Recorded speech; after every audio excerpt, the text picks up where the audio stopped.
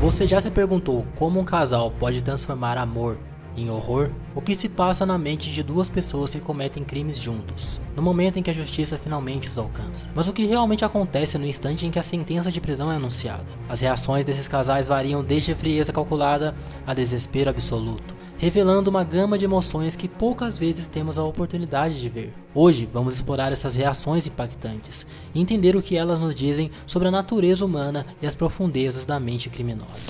Lisa e Christopher Rodrigues. O que trouxe Lisa Rodrigues e seu namorado Christopher Rodrigues ao Tribunal Comum do Condado de Cuyahoga, em Cleveland, Ohio, foi um crime de negligência e abuso que resultou na morte de Jordan, o filho de 5 anos de Lisa. Jordan tinha necessidades especiais, o que exigia cuidados especiais e vigilância constante.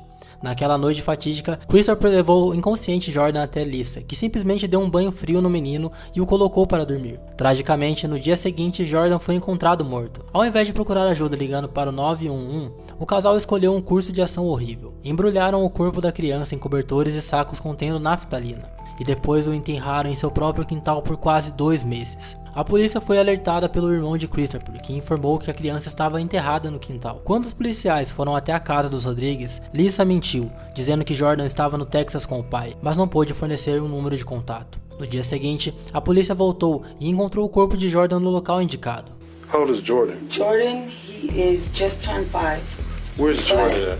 He's with his dad. Do you know any numbers how to get in touch with anybody who actually lives in Texas? I mean, right now, his phone just got disconnected. What's his name? No tribunal, Lisa e Christopher foram presos e acusados. No entanto, chegaram a um acordo judicial que resultou na rejeição das acusações de assassinato em troca de declarações de culpa por homicídio culposo, além de agressão criminosa e outras 2 acusações de perigo para crianças e abuso de cadáver. A juíza Nancy Margaret Russell presidiu o caso e foi contundente em suas palavras e ações.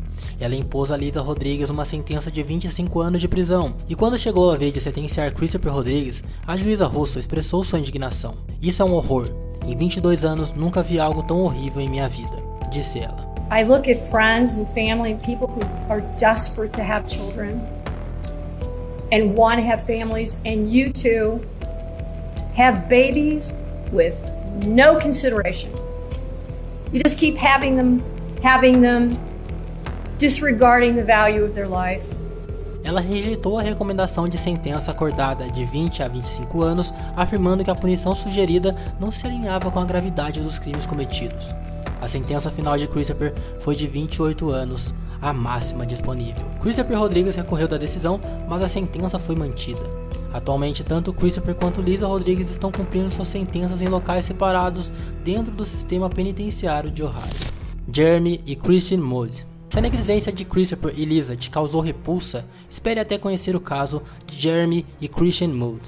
Um casal ligado a crenças neonazistas foram julgados pelo assassinato de Charles Parker e sua esposa Gretchen.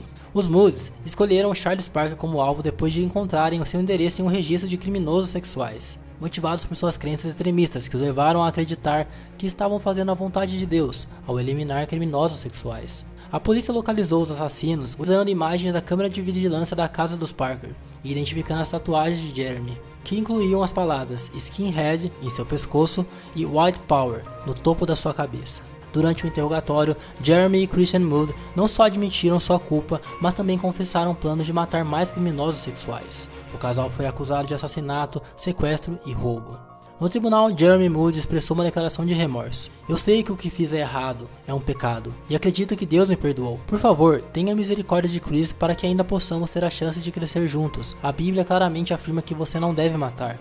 Sinto muito por ter quebrado esse mandamento, mas eu realmente acredito que Deus me perdoou." O juiz Lee Alfred considerou as circunstâncias brutais do crime e a falta de remorso genuíno dos acusados. Ele afirmou: "Essas 2 pessoas não tinham como se defender. Acredito que se esses 2 saíssem, eu ficaria preocupado que eles fizessem exatamente a mesma coisa." Após proferir a sentença de prisão perpétua sem possibilidade de liberdade condicional, Jeremy e Christian Mood se beijaram no tribunal, um ato que foi seguido por declarações que mostraram a verdadeira natureza deles. Jeremy declarou: "Não me arrependo de que o pedófilo tenha sido morto. Foi o melhor dia da minha vida." Ele também afirmou que seu remorso no tribunal não era verdadeiro e que, quando questionado se tinha algo a dizer à família da vítima, ele respondeu: "Que morram também." Jeremy e Christian Mood foram ambos condenados à prisão perpétua sem a possibilidade de liberdade condicional. O comportamento deles durante e após o julgamento demonstrou claramente que eles não se arrependiam de suas ações. reforçando a decisão do tribunal de mantê-los presos para sempre. Gia e Eric Millerberg. Gia Millerberg, de 41 anos, e seu marido Eric Millerberg, de Ogden, Utah, estiveram no centro de um caso perturbador que começou 3 anos antes. Em uma noite fatídica, os Millerbergs, juntamente com sua babá de 16 anos, Alex Rasmussen, se envolveram em um consumo pesado de drogas e álcool enquanto participavam de atividades sexuais dentro da casa do casal. A situação tomou um rumo trágico quando Eric injetou em Alexis uma mistura letal de heroína e metanfetamina pela 3ª vez, levando-a a uma overdose fatal. Com medo de que Eric, devido a seu histórico criminal, fosse mandado de volta para a prisão, o casal tomou uma decisão desesperada. Transportaram o corpo de Alexis para uma área remota e a enterraram em uma cova rasa. Alexis Rasmussen permaneceu desaparecida por mais de um mês, até que uma denúncia de uma informante confidencial permitiu à polícia encontrar o corpo e descobrir a verdade chocante por trás do desaparecimento. Após a prisão dos Millerbergs, Gia fez um acordo com a promotoria em troca de uma sentença mais leve e concordou em testemunhar contra seu marido. Gia Millerberg se declarou culpada de múltiplas acusações, incluindo obstrução de justiça, aquisição ilegal de medicamentos prescritos e profanação de um corpo falecido. Durante a audiência de sentença, Gia dirigiu-se à família de Alex expressando seu remorso. I'm appalled and disgusted by what I've done. And for your family, in a way I can't fix. O juiz W. Brent West reconheceu a gravidade da situação ao proferir sua sentença, dizendo: O resultado final é: Senhorita Millerberg, acho que a prisão e a sentença apropriada nessa situação em particular, percebo que 3 anos permitindo sua reconstrução e sua família, e tudo isso dessa natureza. Gia Millerberg foi condenada a 4 anos e 2 meses de prisão, enquanto seu marido Eric Millerberg foi condenado a 6 anos de prisão.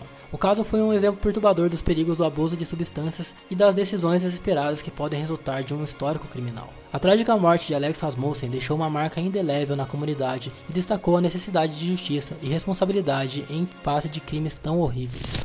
Cyrus Matthews. Cyrus Matthews estava no tribunal enfrentando acusações de contravenção relacionadas a um incidente de raiva na estrada. Apesar da natureza relativamente menor das acusações iniciais, o comportamento de Matthews rapidamente agravou sua situação. Inicialmente, ele tentou negociar sua saída da prisão, pedindo ao juiz para reverter sua sentença. Porém, quando isso não funcionou, ele adotou uma abordagem mais drástica.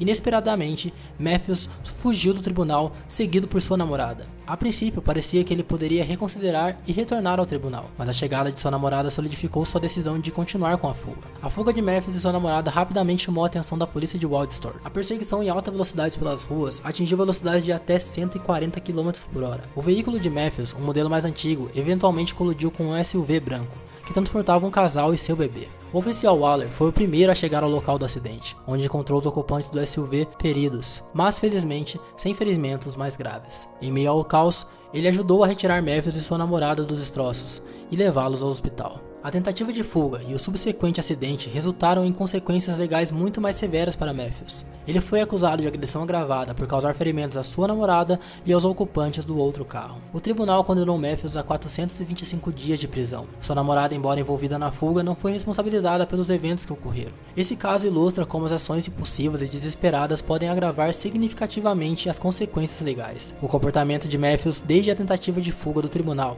até a perseguição em alta velocidade, transformou um caso de contravenção em um incidente grave com múltiplas acusações. E se você achou essas reações chocantes, ficaria surpreso com este vídeo de criminosos que riram das famílias das vítimas.